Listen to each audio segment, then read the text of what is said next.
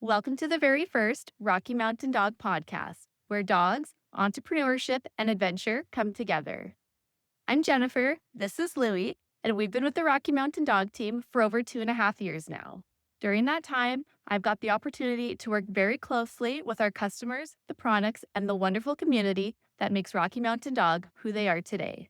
For our first episode, I thought there was no better place to start than the beginning. Joining me today is Rocky Mountain Dogs founder and owner, Rob Johnson. While many people know the brand, not everybody knows the story behind how the brand started and how they became one of Canada's leading outdoor dog brands. We'll talk about the early days of Rocky Mountain Dog, the challenges and successes along the way, and some lessons Rob has learned as an entrepreneur.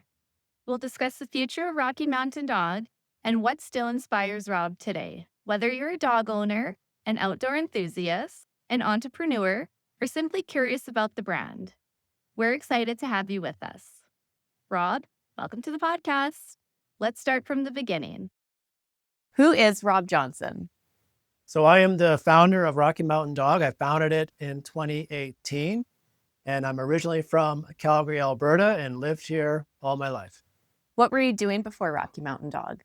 Before Rocky Mountain Dog, believe it or not, I was a project manager. So I was in IT and marketing, did lots of marketing projects, IT projects, and did a little bit of entrepreneurship. I had a website called RentSpot and did lots of consulting, and then finally took the jump to Rocky Mountain Dog. Nice. What role did dogs play in your life growing up? So growing up, we had lots of dogs. So I remember the first dog that we had was Danny. I remember Danny, and then we switched over to Chrissy, who was our second family dog. And then as I was a young adult, I didn't have a dog for a while until I got Butch. Where did Rocky Mountain Dog start? So Rocky Mountain Dog started when I got Butch. I got Butch and I was out shopping for leashes, collars, gear for Butch, and didn't really like the products that I was looking at. I didn't really have any personality. It didn't fit the lifestyle. So I thought there was a niche, and that's how a Rocky Mountain Dog started. And so, with that, what was the problem that you were trying to solve? I just felt that the products were low quality. They didn't have any personality. They were just ordinary, and they weren't connecting people with their dogs and the activities and the adventures that they were going on. And I thought there was a lot more opportunities to have products that fit that adventure lifestyle, the outdoor lifestyle that a lot of people enjoy today. Do you remember a specific moment when you thought that you should start the company? Yes. So definitely, I would say a year into having Butch, I thought there was a huge opportunity in the dog market. And I actually started with a totally different concept, and it was called Pet Forest, and it was just a big directory of dog products that we were drop shipping, and it didn't do very well. And the aha moment was, okay, we got to start with branding first. We have to have our original designs. We have to own the whole process. We have to have the products in-house, do all the shipping, making sure that the shipping was branded with Rocky Mountain Dog. So I think the aha moment was failure first, and then realizing what would work and start with branding 100%. What was the first product that you launched? So our first products that we launched, it was a leash, collar, and harness. So the first products was the Moraine all mountain leash and collar and the Rundle all mountain leash and collar. And then we basically had maybe 2 colors of harnesses that could match those products. And that was what we started with. What colors were they? They were blue and yellow. Okay. How does the Canadian Rocky Mountain lifestyle influence the brand? Quite a bit. So we started with designs based on places in the Rocky Mountains, and we still do today. So like I said, the first leashes and collars were Rundle and Moraine. And obviously we've expanded to places like Banff, Canmore, the Kootenays, And we just love connecting those places to the designs that we're doing in the collars and leashes and connecting that to the adventures that people are on. Can you tell us what the early days were like? Do you remember your first sale or your first customer or any major mistakes that you had to go through in the beginning? Yeah, I remember when we started, we didn't have any products. We didn't have a website, but I knew that we were going to do this idea. And I basically just started with social media. So I had the account Rocky Mountain Dog. I'd be going out with Butch and getting a bunch of content and posting that and leading up to the launch of the website in October of 2018 and started to do the process of ordering all our products. Those came, did a bunch of apparel for the brand and stuff like that. And the website launched in October. And I do remember our very first sale. It was to Laura King.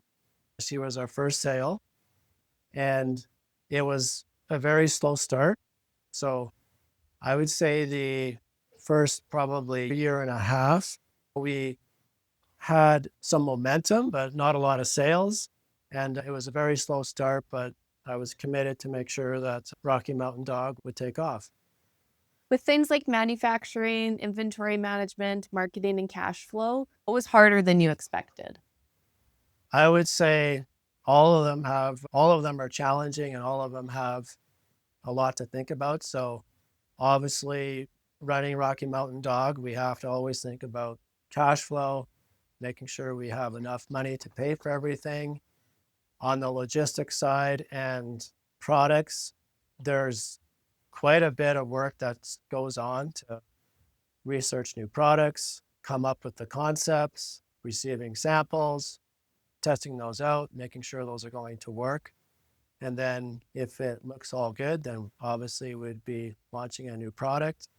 Marketing, I remember starting out, like I didn't know what I was doing on Instagram or Facebook. So that was a big learning curve. And then challenges along the way, like when I started, it was basically me, the website, packing and everything. And as it grew, just expanding it to more employees. What was easier than expected? Or any surprises along the way?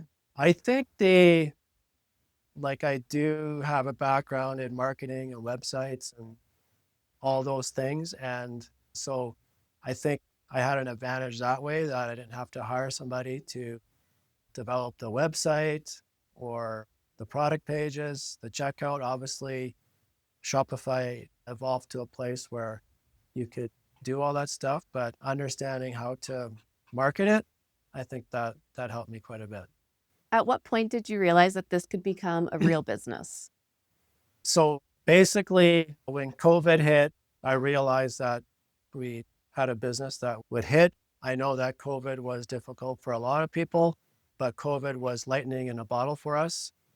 As soon as COVID hit, everybody changed their habits to shop online.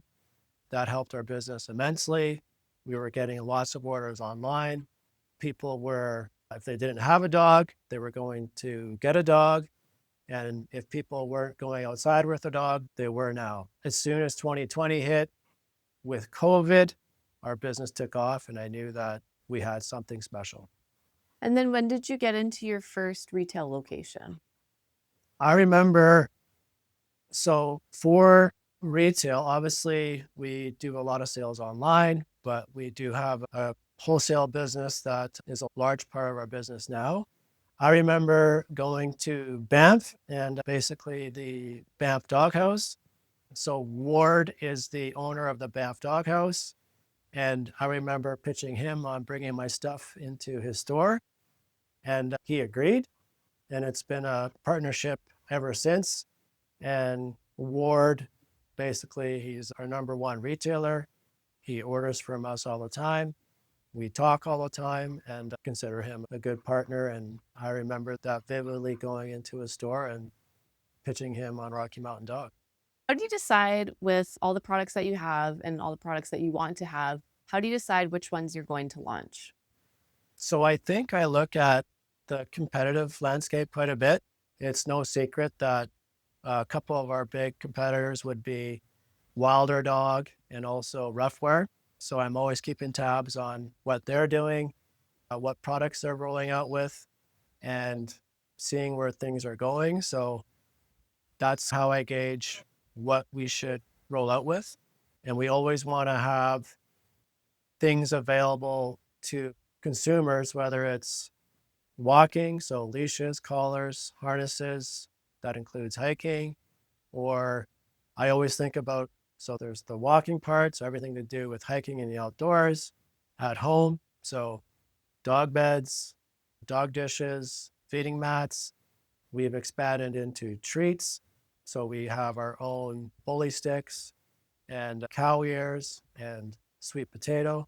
So I'm really always trying to think about how we can be a one-stop shop for the consumer, but we're always we would love to have everything, but obviously resources are constrained. So we can't keep on, we can't have the full breadth, but we're always trying to add more than we had last year. In your opinion, what makes a great dog product? I think for myself, it would be, is it comfortable on Butch? Does he have any issues with it? We always take out products and test them out on our hikes. And so is it durable? Is it comfortable? Does it have good quality? It's not falling apart. Does it have a peel? So it's got to look good. And so I'm always looking at that. And then we could tell by our sales whether or not a product hit the mark or not. What's a product that you launched that didn't work out, and what lessons did you learn from it? So we've launched lots of different designs with our leashes and collars. I can remember we've maybe gone off our core brand. So we did launch a Muskoka design. We also launched a Ranger design, and you can tell that the sales aren't as good compared to the other designs that we have. So really thinking about, okay, what resonates with people, what places resonate with people, the colors. Lesson learned would be really making sure that for a design, it's going to work for the consumer. How has marketing changed since you started? So I think when I started, there's Facebook and Google. Those are basically the two main channels that we're using. So with Google, we'd be doing search ads, paid ads, shopping ads. Meta, we'd be on Instagram and Facebook with all sorts of ads on those two platforms. And then we would do SEO, so that's search engine optimization. I would say that playbook worked up until about 2023. Then ChatGPT came along with OpenAI, and now we got Gemini and other AI platforms. And especially now, we've noticed that it's a completely different landscape, especially with organic search. So that's completely changed. And we now have a focus to make sure that we get found in AI platforms. Google just they've just rolled out basically a seminar on how everything is going to change within Google. So the way that consumers are going to search, find, and buy products on the Google platform is going to change a lot. People will have their own agents doing their shopping for them. So we're constantly thinking about what's coming down the pipeline and how we can adapt. What's the biggest misconception about having an e-commerce brand? I think the biggest misconception is you're making tons of money and profit. So we do have lots of sales.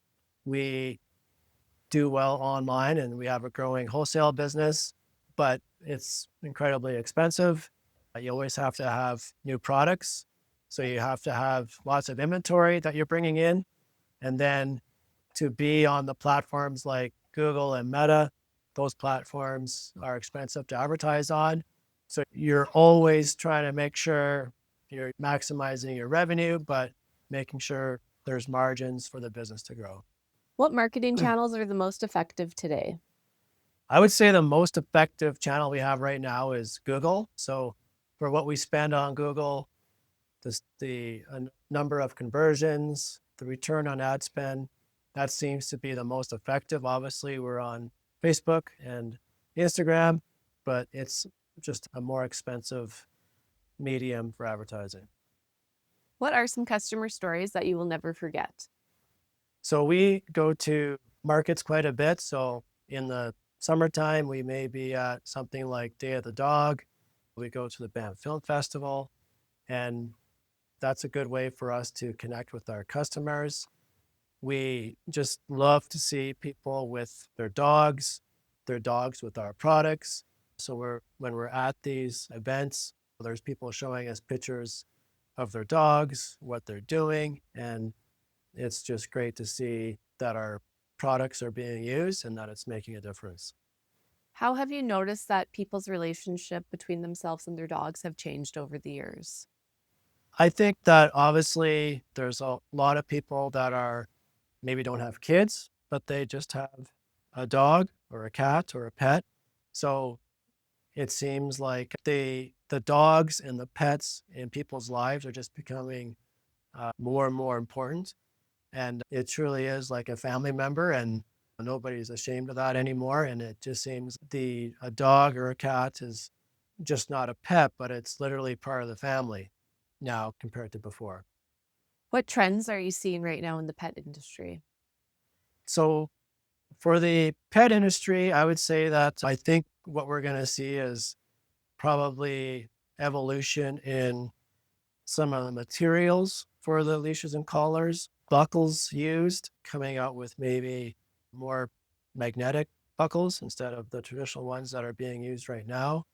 I think that the evolution of that material in all sorts of products like harnesses, the leashes, collars, or beds, that's going to evolve. And then I think that just having more and more, or pet brands having a full array of products available to consumers, there's just a lot more options for consumers to buy. Do you think there's a product right now that dog owners are spending too much money on? I think we've all seen that the price of dog food has gone up quite a bit. I know I feed Butch raw, and that those prices have gone up quite a bit. We do know that, especially in today's economy, the people's discretionary spending isn't what it used to be. So I think it's hard to say where they're spending too much money on, and but I'm sure there's definitely areas they are. And we always just try and make sure that our products are priced affordably, but we also offer a premium product. What's something that people need to invest more in for their dogs? I would say that for their dogs, I would say that to buy a Rocky Mountain dog, you do need a good leash, a good collar, a good harness. They need a good dog bed, good dishes. As far as investing more in, it's probably the quality of the treats and the food that they're buying for the dog. I know that Louis there has issues sometimes with what he's eating. So always making sure that what you're feeding your dog is good quality. I think that's an easy investment. What's the hardest part of being a business owner? I would say the hardest part is you're on an island. So being a business owner, you don't have a lot of mentorship. So you're always trying to figure things out on your own. So I'm always trying to figure out, okay, what are other people doing? Or how did other people solve this problem? And I find that to be the most challenging. What keeps you motivated after all these years? So I would say our customers motivate us. So always thinking about what we're going to roll out for our customers, making sure that we have new products being rolled out. Our competition motivates us. So we look at the competition and what's going on there, and we know that we have a long ways to grow if we're going to remain competitive. And I enjoy what I do. That keeps me motivated as well, and going outdoors with Butch. What's a lesson that you had to learn the hard way? So for Rocky Mountain Dog, I think it was in 2022, we opened up a retail store or a retail location. At the time, I thought it was the most brilliant idea ever. And we had a physical location in Richmond Square. And it turned out to be probably one of my worst decisions because we had many more products beyond our brand. We had raw food, lots of different food, and we weren't growing our core brand, Rocky Mountain Dog, and realized that I had to exit out of the retail location and just focus on online and wholesale. What's one piece of advice that you would give to an aspiring entrepreneur? If anybody wanted to try an e-commerce store or something similar, I would say start incredibly small. So if you're thinking about launching a dog brand or an apparel brand, an aesthetics brand, think about the smallest possible way that you could do that. Maybe it's one leash or one collar, and maybe launching that on Facebook or something like that and see if there's any interest instead of spending a lot of money, time, and resources on the big bang. Start small and just do it. You're not going to figure everything out from the textbook. Best way that you're going to learn is by doing it. So this is our rapid fire session. So we're going to ask you just a handful of questions that you just say the first thing that comes to your mind, just without any thought, just whatever you think of is what you answer. Okay. Favorite Rocky Mountain Dog product? By far, the Summit All-Terrain Harness. Favorite dog breed? By far, a duck toller. Mountains or beach? Mountains. Coffee or tea? Coffee. Most overrated business advice? Most overrated business plan. Most underrated business advice? How hard it's going to be. Best book you've read recently? Best book. Have you read recently? Maybe not recently. Okay, what about favorite podcast or something? That's easy. So I watch the All In podcast, Millionaires podcast, Greg Eisner's podcast. Okay. Favorite place to hike with Butch? Anywhere in the mountains, really. We're always in Kananaskis or Banff, and I love going out for sunrises. One thing customers don't know about Rocky Mountain Dog? If you don't know about Rocky Mountain Dog, we're a small business and we're incredibly entrepreneur and we care deeply about our customers. Where do you see the company in 5 years? Hopefully, we've tripled or quadrupled in size and we're in lots of markets other than Canada and we're growing internationally. Wonderful. That's all our rapid fire questions. Is that it? That's it. Thanks, Dan. Yeah. Thanks for being on the podcast, Rob. That wasn't as bad as I thought it was. That wasn't as bad, no.